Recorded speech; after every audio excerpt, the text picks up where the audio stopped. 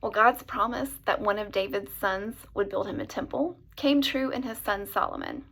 But Solomon also sinned greatly against God, and as a result, his kingdom was split in two. And for the next several hundred years, both sides were ruled almost exclusively by a series of wicked kings who led the people further away from God and deeper into idol worship. The people just simply didn't trust God to take care of them. And so God raised up men called prophets that would speak to the people and to the kings on his behalf. One of those prophets was named Isaiah. God told Isaiah to warn the people that there were going to be consequences for their continued disobedience.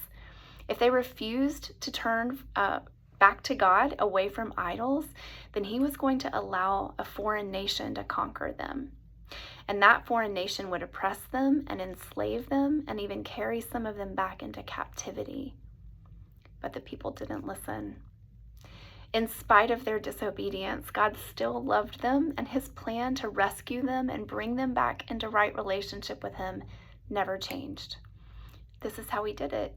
He told Isaiah to tell the people more about that future descendant of David that was going to reign on the throne forever.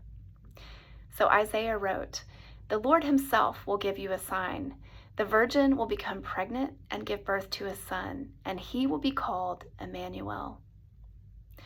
Well, Isaiah also told the people that this one that would come was going to suffer greatly.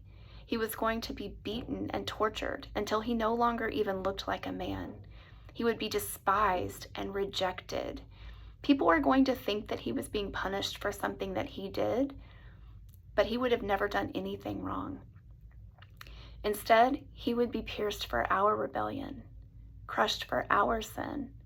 The price of our peace would be on him, and because he was wounded, we could be healed.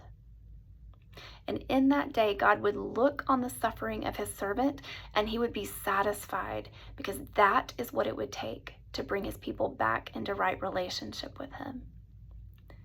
Well, even though things looked really bleak at the time, God allowed Isaiah to give the people that glimpse into the future when he was going to restore honor to the land. He said, "This time of darkness and despair is not going to last forever. One day this land will be filled with glory. The people walking in darkness will see a great light, and God will break the yoke of their slavery and lift the heavy burden from their shoulders.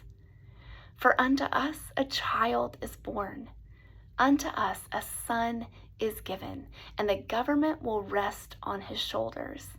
He will be called Wonderful Counselor, Mighty God, Everlasting Father, the Prince of Peace, a peace that will never end.